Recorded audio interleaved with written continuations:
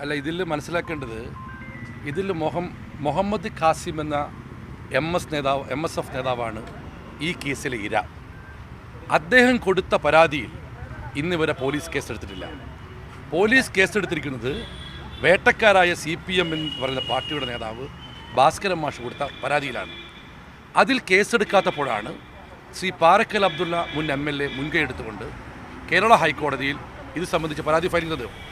ആദ്യം police report തേടി. ഇപ്പോൾ പോലീസ് ഹൈക്കോടതിയിൽ സമർപ്പിച്ച അഫിഡവിറ്റിൽ പറയുന്നത് ഇടതു പാർട്ടിയുടെ ഗ്രൂപ്പുകളിലാണ് ഇത് പ്രത്യക്ഷപ്പെട്ടതെന്നാണ്.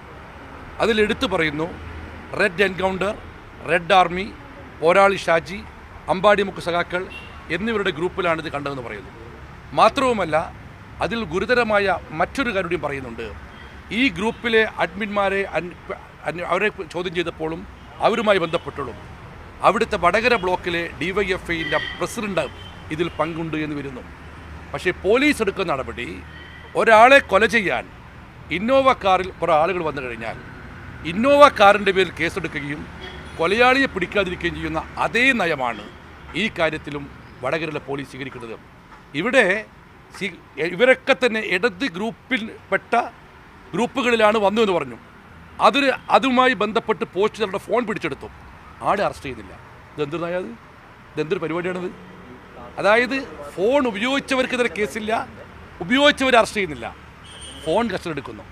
കസ്റ്റഡി എടുക്കേണ്ടത് ഫോണല്ല, ഈ ഗ്രൂപ്പിലെ അഡ്മിന്മാരെയും അതിൽ പരാമർശിക്കപ്പെട്ട DYFI ബ്ലോക്ക് പ്രസിഡന്റിനെയും കസ്റ്റഡിയിൽ അറസ്റ്റ് ചെയ്ത് കസ്റ്റഡിയിലെടുത്ത് ചോദ്യം ചെയ്താൽ ഇത് കുറേ കൂടി വിവരങ്ങൾ പുറത്തു വരും.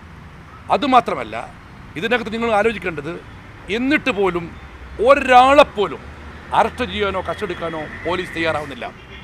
മാത്രമല്ല, ഈ പോസ്റ്റ് പ്രചരിപ്പിച്ചതിൽ മുൻ MLA KK ലതികയുണ്ട്, CPI നേതാക്കളുണ്ട്. ഇവരെക്കൊന്ന് തലോടി വിടുക പോലീസ് ചെയ്തിരിക്കുന്നത്. ഈ പോലീസിൻ്റെ നടപടി പരിഹാസ്യമാണ്. പൊതുജന മധ്യത്തിൽ ഏറെ അവഹേളനത്തിന് പാത്രമാകുന്ന ഒന്നാണ്. ഈ വിഷയത്തിൽ തന്നെയും കോടതി ഇടപെട്ടുകൊണ്ടാണ് ഇപ്പോൾ റിപ്പോർട്ട് പോലീസിന് വരുന്നത്. അതിന് മുമ്പ് പോലീസ് ഞാൻ പറഞ്ഞല്ലോ, ഇതിൽ ഇരയായ മുഹമ്മദ് ഖാസിമിൻ്റെ പരാതിയിൽ പോലീസ് ഇന്ന് വരെ കേസെടുത്തിട്ടില്ല. പോലീസ് കേസെടുത്തിരിക്കുന്നത് ഇതിൽ വേട്ടക്കാരായ CPM എന്ന പാർട്ടിയുടെ നേതാവ് ഭാസ്കരൻ മാഷ പരാതിയിലാണ്. അപ്പോൾ നീതി കിട്ടാൻ വേണ്ടിയും ഇത്രയും കാര്യങ്ങൾ പുറത്തു വരാൻ പോലും ഹൈക്കോടതിയെ സമീപിക്കേണ്ട അവസ്ഥ ഉണ്ടായിരിക്കുന്നു. ഇത് പോലീസിൻ്റെ കൃത്യവിലോപത്തിൻ്റെയും അനാസ്ഥയുടെയും ഏറ്റവും വലിയ ഉദാഹരണമാണ്. മാത്രവുമല്ല, വടകരയിലെ പോലീസ് ആരെയോ പേടിക്കുന്നു. വടകരയുടെ പോലീസിൻ്റെ കൈകൾ ബന്ധിക്കപ്പെട്ടിരിക്കുന്നു. ഒരു സംശയവുമില്ല, CPMൻ്റെ ഒരു പോഷക സംഘടനയെ പോലെയാണ് വടകരയിലെ പോലീസ് ഈ കാര്യത്തിൽ കൊടുത്തുകൊണ്ടിരിക്കുന്നത്. ബ്ലോക്ക് പ്രസിഡന്റ് ഒരു അധ്യാപകനാണ്.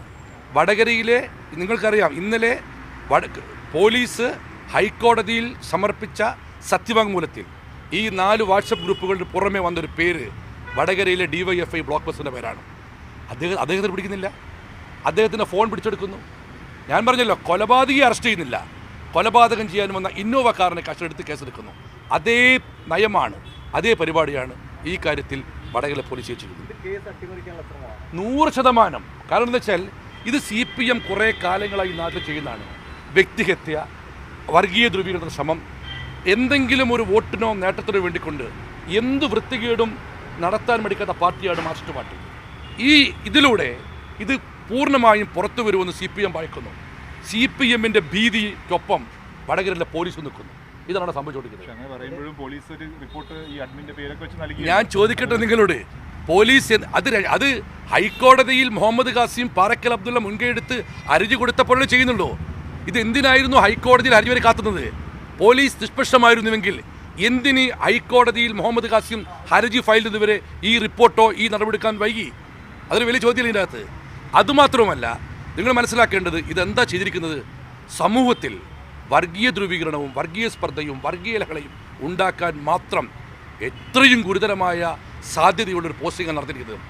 ഇരട്ടച്ചങ്കനെന്ന് വാട്സപ്പിൽ പോസ്റ്റിട്ടവനെ അറസ്റ്റ് ചെയ്ത് കസ്റ്റഡി എടുത്ത് കേസെടുത്ത നാടാണ് ഈ നാട്. ആ നാട്ടിലാണ് മതസ്വകാര്യത്തിന് പേരുകെട്ട ഈ മണ്ണിൽ മതസ്പർദ്ധ വളർത്തുന്ന ഈ പരാമർശം നടത്തിയതിനെതിരെ പോലീസ് കയ്യും കിട്ടി നോക്കി നിൽക്കുന്നത്. UDF അടിയന്തരമായി ചേരുന്നുണ്ട്. വടകരയിലെ പ്രതിഷേധ സമരം UDF ജില്ലാ കമ്മിറ്റി പ്രഖ്യാപിക്കും.